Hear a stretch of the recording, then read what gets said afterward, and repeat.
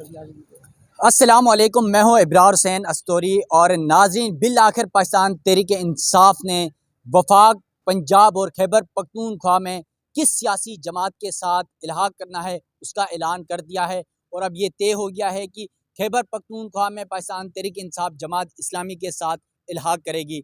इसके साथ साथ वफाक और पंजाब में MWM यानी मजलिस वहदतुल मुस्लिमीन के साथ इत्तेहाद किया जाएगा। रऊफ़ हसन ने अब से कुछ देर पहले प्रेस कॉन्फ्रेंस करके बाकायदा ऐलान किया, और इससे कबल उन्होंने आज अडियाला जेल में इमरान खान से मुलाकात की और इमरान खान से मशावरत के बाद हतमी तौर पर यह फैसला कर दिया गया है। आज इमरान खान से अडियाला जेल में गुफ्तगू हुई सहाफ़ियों की, और उस गुफ्तगू के दौरान इमरान खान की जानिब से आज फिर ये वाज़े कर दिया गया कि 3 सियासी जमातें पाकिस्तान मुस्लिम लीग नून, पाकिस्तान पीपल्स पार्टी और MQM के साथ, इन 3 सियासी जमातों के साथ कोई इत्तेहाद नहीं होगा और नहीं करना है। फिर उन्होंने ये भी कहा कि नवाज शरीफ और आसिफ जरदारी के हवाले से कि वो मनी लॉन्डर हैं और पाकिस्तान का डॉलर बैरून मुल्क लेके गए हैं, और पाकिस्तान में ये डॉलर का जो कैद और इसकी जो रेट्स बढ़े उसकी वजह भी यही हैं। तो मेरे साथ सीनियर सहाफ़ी मौजूद हैं। राय साहब, ये बताइएगा कि आज ये पाकिस्तान तहरीक इंसाफ की जानिब से वफाक, पंजाब और KPK के अंदर जो सियासी इत्तेहाद किया गया, क्योंकि उनको ज़रूरत थी इसी सुप्रीम कोर्ट से उनका जो इंतखाबी निशान बल्ला छीनने के बाद, तो क्या ये स्ट्रेटजी सही नज़र आ रही है आपको? बिस्मिल्लाहिर्रहमानिर्रहीम। बहुत शुक्रिया इब्रार साहब। स्ट्रैटेजी तो बिल्कुल दुरुस्त है। ये तो इंतखाबात से पहले भी स्ट्रैटेजी अपनाई जा सकती थी, लेकिन शायद उस वक्त कुछ PTI पाकिस्तान तहरीक इंसाफ के जो लीडरान हैं उन्हें शायद कंसर्न तो सियासी जमातों को होते रहते हैं। लेकिन मैं समझता हूँ कि ये जो अभी आज ऐलान हुआ रऊफ़ हसन साहब की तरफ से, जो सेक्रेटरी इत्तलात है पाकिस्तान तहरीक इंसाफ के, कि हम पंजाब और वफाक की हद तक MWM मजलिस वहदत मुस्लिमीन के साथ जा रहे हैं और खैबर पख्तूनख्वा में जमात इस्लामी के साथ जा रहे हैं। लेकिन जैसे ही ये ऐलान हुआ तो जमात इस्लामी की जो नशिस्तें 3 थी, वो नशिस्तें वापस हो गई। वो पाकिस्तान तहरीक इंसाफ के कैंडिडेट वहाँ जीत गए। मतलब वो जीत के तो अब पीछे वहाँ पर जमात इस्लामी के पास कोई सीट बची नहीं। अब ये जो खेल खेला जा रहा है ना, ये खेल इसको बंद होना चाहिए। ये मैंडेट दिया है पाकिस्तान की अवाम ने पाकिस्तान तहरीक इंसाफ को, और ये इस खेल में आप मुल्क का कबाड़ा कर जाएंगे, आप मुल्क को नुकसान पहुँचाएंगे। अपनी अनाक की तस्कीन के लिए ये जो आप खेल खेल रहे हैं ना, गंदा खेल, इसको बंद करना चाहिए। और जो मजलिस वहदत मुस्लिमीन के साथ उन्होंने ऐलान किया है, कौमी असम्बली में उनकी सीट मौजूद है, उसका नोटिफिकेशन भी हो चुका है। यहाँ पर उन्हें मखसूस नशिस्तें भी मिल जाएंगी जो बिल मिला कर टोटल 113 तक चले जाएंगे पाकिस्तान तहरीक इंसाफ। लेकिन यहाँ पर एक बहुत बड़ा मसला जो अलमिया है वो ये है कि जैसे ही मुझे ये नज़र आ रहा है कि जिस तरह अभी अभी जमात इस्लामी की जो नशिस्तें जीती हुई थी, वहाँ पर वो उनकी नशिस्तें पाकिस्तान तहरीक इंसाफ को दे दी गई। मुझे लग रहा है कि ये जिस दिन आप उस दिन यहाँ पर के मौजूद थे, जिस दिन बल्ले के इंतखाबी निशान के हवाले से फैसला हुआ रात को, तो यहाँ पर ये IKG पाकिस्तान तहरीक इंसाफ के जो टिकट होल्डर हैं, वो बल्लेबाज के निशान से टिकट जाकर जमा करवाए। फिर ये हुआ कि सारी कौम ने देखा कि बल्लेबाज, वो पता नहीं पार्टी कौन सी थी, पाकिस्तान तहरीक इंसाफ नजरियाती पार्टी थी, जिसके सरबराह थे कोई सियालकोट से तल्लक रखने वाले साहब थे, काली मुछू और सफ़ेद बालों वाले। तो उन्हें जब रात को कौम के सामने पेश किया गया, तो उन्हें पकड़ कर कौम के सामने पेश किया गया, और फिर उन्हें प्रेस कॉन्फ्रेंस की कि जो वही जो मशहूर ज़माना प्रेस कॉन्फ्रेंस, ये कौम थक चुकी है यार, ऐसा नहीं होना चाहिए कि यहाँ पर आप कौम की राय को क्यों रौंद रहे हैं बूटू तले, ये नहीं होना चाहिए। इससे कौम का नुकसान होगा। हर इंसान यहाँ पर जो बड़े लीडर है, बड़े लीडर वो होता है जो अपने कद से ऊपर उठकर सोचता है, अपनी ज़ात से ऊपर उठकर सोचता है। यहाँ पर हर एक शख्स जो लीडर है, नवाज शरीफ हो, जरदारी हो या इमरान खान हो, हर एक शख्स अनाक की तस्कीन के लिए अपनी मैं में फंसा हुआ है। जिस तरह नवाज शरीफ साहब ने 60 सीटें लेकर विक्ट्री स्पीच कर दी। दुनिया में कहीं ऐसा नहीं होता कि आप 60 सीटें लेकर कहें जी कि मैं लीडर बन गया हूँ। और वैसे राय साहब, सॉरी आपकी बात काट रहा हूँ, अभी तक पाकिस्तान तहरीक इंसाफ के पास 93 सीटें हैं, आज़ाद जो उनके हिमायत याफ्ता हैं, और मुस्लिम लीग नून के पास इस वक्त तक 80 सीटें आ गई हैं। आप मुझे बताइएगा, शायद हो सकता है मैं हिसाब किताब में थोड़ा सा कमज़ोर भी हो सकता हूँ, ये 80 ज़्यादा होते हैं या 93 ज़्यादा होते हैं? नहीं 93 ज़्यादा होती हैं जो हिसाब किताब है, लेकिन शायद यहाँ पर कुछ रियाज़ीदान ऐसे पैदा हुए हैं जो कहें कि 80 ज़्यादा होते हैं। अच्छा। ऐसे भी रियाज़ीदान इस मुल्क के अंदर मौजूद हैं कि जो ज़्यादा है उसको कम करके दिखाया जाए और जो कम है उसको ज़्यादा करके दिखाया जाए। लेकिन ये जो इसमें आप देखिए जो 8 फरवरी को यार कोई माने या ना माने इस बात को, एक ऐसी लहर उठी है जो स्वात से लेकर रहीम यार खान तक जिसने उन सियासतदानों को जो बुर्श और पॉलिश हाथ में लिए जो है ना घूम रहे हैं, उसको कौम ने मुस्तरद कर दिया। उन्हें दिन की रोशनी में तारे दिखा दिए, उन्हें धूल चिटाई है। लेकिन यार ये तो नहीं होना चाहिए कि जिसको कौम ने मैंडेट दिया है, आप उसको उस कौम की राय को पाँव तले जूतों के तले रोंद डालें, ये नहीं होना चाहिए। हम बहुत कुछ सह चुके हैं, 71 में भी हमारे साथ यही हुआ था, अब वही तारीख दोहराई जा रही है। केपी में मैंडेट बनता है तहरीक इंसाफ का, दें उसको, दें कि वो हुकूमत बनाए। पंजाब में मैंडेट बनता है मुस्लिम लीग नून का, तो वो बनाए। सिंध में बनता है पीपल्स पार्टी का, तो वो बनाए। बलूचिस्तान में जिसका भी बनता है वो उसे दें आप। लेकिन एक ऐसी आवाज़ उठनी चाहिए यहाँ पर इस वक़्त, कौम उस आवाज़ की लिए उसके कान कौम के कान उस आवाज़ के लिए तरस रहे हैं, जो इस कौम को जोड़े। मतलब क्या होगा यार, इसमें क्या बुराई है कि नवाज़ शरीफ अगर और ज़रदारी एक ही गाड़ी में बैठकर डयाला जेल चले जाते हैं और वहाँ जाकर कहते हैं कि इमरान खान साहब को, खान साहब आपने वोट लिए, सबसे ज़्यादा वोट आपने लिए, 2 करोड़ वोट लिए आपने और कौम ने आपको वोट दिया। आएँ, बाहर बैठते हैं, आपके केसेज़ हैं, वो चलते हैं, जो फैसला करते हैं। लेकिन हम यहाँ उस वक़्त तक वो कहें कि हम उस वक़्त तक नहीं जाएँगे, जब तक यहाँ से हम कोई फैसला करके नहीं उठेंगे। आएँ, बैठते इस मुल्क को निकालते हैं मसाइल से।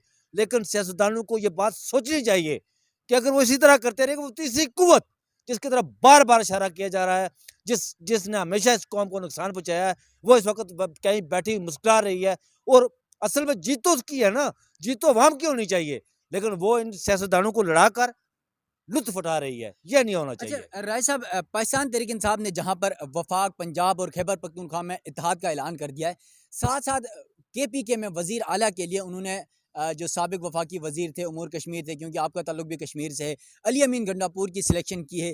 आपको क्या लगता है उनके ऊपर मुकदमात में खासतौर पे 9 मई के वाक़यात के मुकदमात हैं, तो क्या उनकी सिलेक्शन ठीक है, नहीं है, क्या समझते हैं?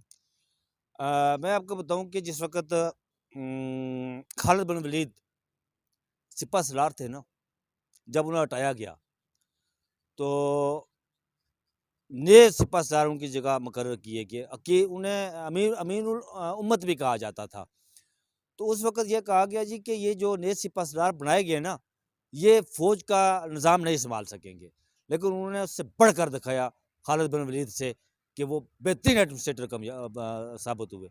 यार ये ज़रूरी नहीं होता कि इब्रार साहब कि अगर मैं समझता हूँ कि पाकिस्तान तहरीक-ए-इंसाफ का हर वो मेंबर असेंबली जो केपी से इंतखाबात जीता है, खान जिसको भी वज़ीर आला नामज़द करे उसका हक है, ठीक है? ये जो 9 मई वाली बात बनती है वो मुल्ज़िम है अभी, मुजरिम नहीं है। मुझे ये बताएँ कि ये जो डोनाल्ड ट्रंप है, कहा गया जी कि वो इंतखाबात नहीं लड़ सकता। क्यों नहीं लड़ सकता उसने? वहाँ की सुप्रीम कोर्ट ने फैसला दिया कि वो इंतखाबात लड़ सकता है। अगर वो कोई चीज़ साबित होती है तो फिर देखा जाएगा। वो इस वक़्त उस जो उसके पार्टी के डोनाल्ड ट्रंप की पार्टी की उसके साथ जो वहाँ पर एक जो सिस्टम होता है प्रेसिडेंशियल इलेक्शन के लिए कि वो 8-9 कैंडिडेट या 10 कैंडिडेट उस पार्टी के साथ चलते हैं जब, उनमें से एक जो जीतता है वो विनर होता है। लेकिन कल जो बाइडेन का भी बयान आया कि मेरा मुकाबला डोनाल्ड ट्रंप से होगा।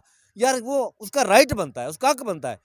अली अमीन क्या पता कि अली अमीन गंडापुर जिसको आप समझते हो कि ये सबसे जो है ना वो बेहतर है, उससे वो बेहतरीन साबित हो।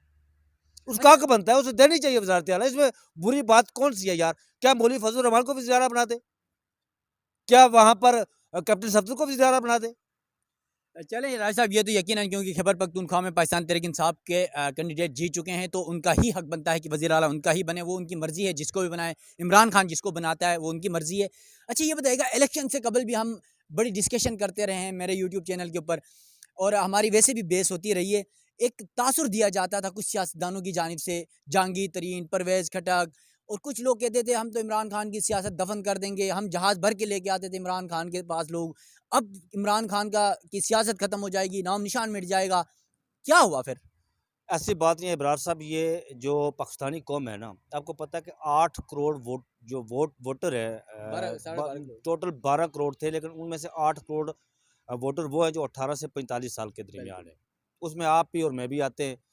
लेकिन बात ये है इब्रार साहब के ये जो नौजवान है ना पाकिस्तान का, ये अब वो ये एक ही शक्लें देख-देख कर तंग आ गया है, थक गया है यार ये नौजवान। और ये बरसगीर की ये तारीख है कि यहाँ पर कौम उसी को माथे का झूमर बनाती है जो बहादुरी के साथ खड़ा रहता है, जो डट के खड़ा रहता है, जो पाठ से इस्तकामत के साथ खड़ा रहता है और जबर फाशिज़्म का मुकाबला करता है और उसके पाँव में लग़ज़श नहीं आती। और यही इन इंतख़ाबात में हुआ। और दूसरा, कौम ये जान चुकी है, आज का नौजवान जो पाकिस्तान का नौजवान है, ये 80 का नौजवान नहीं है। आज के नौजवान ये जान चुका है कि हमारा लहू कौन चूस रहा है, हमारी हड्डियों का गोदा कौन कशीद कर रहा है। पिछले 50 साल से इस मुल्क पर शरीफ ख़ानदान, इस मुल्क पर ज़रदारी ख़ानदान ही मुसल्लत है। ये मुल्क उनकी चरागाह नहीं है। ये अवाम चाहती है, ये नौजवान चाहता है कि ये इस मुल्क के असल हाकिम हम हैं।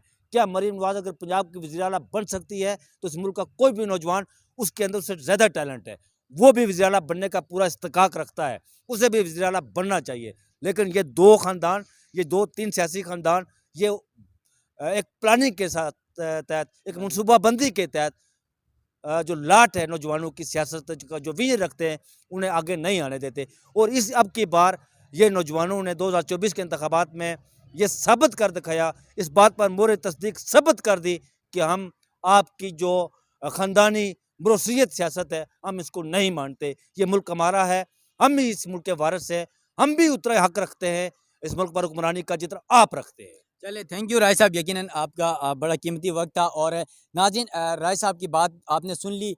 यहाँ पर एक और बड़ी खबर आ गई है। पाकिस्तान पीपल्स पार्टी की जानिब से बिलावल भुट्टो ज़रदारी ने ऐलान यह कह दिया कि मैं वज़ीर-ए-आज़म का उम्मीदवार नहीं हूँ और मुस्लिम लीग नून अब वफाक में हुकूमत बनाएगी। लेकिन पीपल्स पार्टी ने अपनी एक और गेम, आसिफ ज़रदारी जिसको सियासत का बादशाह कहा जाता है, मफाहमत का बादशाह कहा जाता है, उन्होंने कहा कि आइनी ओहदे यानी सदर का ओहदा पीपल्स पार्टी के पास होगा।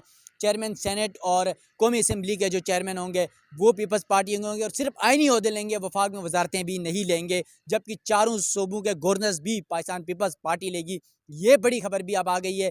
लेकिन आज की जो सबसे बड़ी खबर है वो पाकिस्तान तहरीक इंसाफ ने वफाक में और पंजाब में MWM के साथ, मजलिस वहदतुल मुस्लिमीन के साथ राजा नासिर अब्बास, जो पहले दिन से बहादुरी के साथ एक ही मुद्दा उनका था कि हम करबला वाले हैं और जुल्म और जबर के सामने खड़े रहेंगे, और वो वाकई अब तक खड़े रहे। इमरान खान के साथ अडियाला जेल में भी इलेक्शन से 2 रोज़ कबल उनकी मुलाकात भी हुई। और फिर अब खैबर पख्तूनख्वा में जमात इस्लामी के साथ पाकिस्तान तहरीक इंसाफ ने इल्हाक कर लिया है। अब जो मखसूस नशस्तें हैं वो भी आ जाएंगी। जिस तरह राय साहब ने अभी कहा कि जो मखसूस नशस्तें हैं उसके हिसाब से अब कौमी असम्बली में कम अज़ कम पाकिस्तान तहरीक इंसाफ 130 प्लस जो इलेक्शन कमीशन ने रिजल्ट दिया उसके मुताबिक, वैसे तो पाकिस्तान तहरीक इंसाफ आपको पता है पहले ही मखसूस नशस्तों के बावजूद 180 नशस्तों का दावा भी कर रही है मुकदमात के ऊपर। अब इलेक्शन कमीशन और हाई कोर्ट्स में भी मुकदमात आ चुके हैं फॉर्म 45 और 47 के मामले पर। तो ये बहुत सारे मामलात हैं। लेकिन आज की सबसे बड़ी खबर पाकिस्तान तहरीक इंसाफ का इल्हाक था। अपने मेज़बान इब्रार हुसैन अस्तोरी को दीजिएगा इजाज़त। अल्लाह हाफिज़।